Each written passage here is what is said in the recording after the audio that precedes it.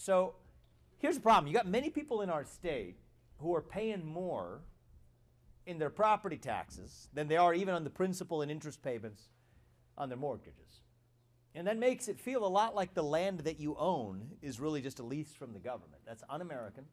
It's antithetical to our values, and it makes home ownership that much less accessible to young people. And even many older Ohioans see their property tax increased by a bureaucrat who says your land is worth more. They're not liquid. They got to move out of their house when they're living on a fixed income.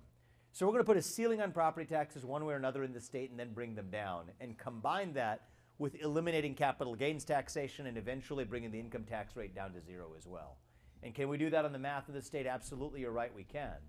But it requires making real intelligent choices about other revenue sources we bring into our state instead. I think Ohio should be a summer tourism state. Frankly, for a better marketed state, we ought to bring a lot of summer tourism into our state. Florida's mastered this. The best taxes that a state can collect are those that are paid by the people who don't actually live there. Seriously, you think about Delaware. Delaware used to be the capital of incorporation. They're faltering.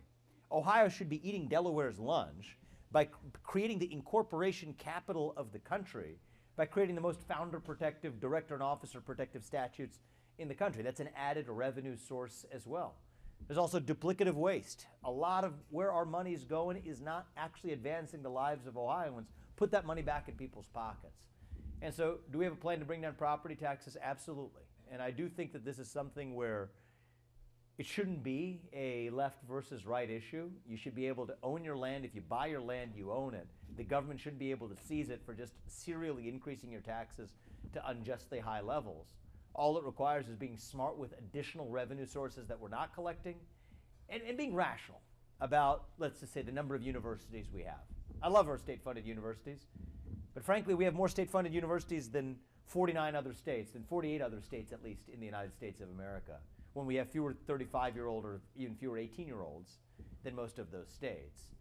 Common sense, consolidate them, create centers of excellence. So this isn't about just cost cutting in a way that people are going to feel pain. It's actually about increasing the effectiveness of our government, and the cost savings will be an automatic byproduct of it. That's how we're going to bring down the tax rates. I appreciate that, my man. Thank you. Thank you.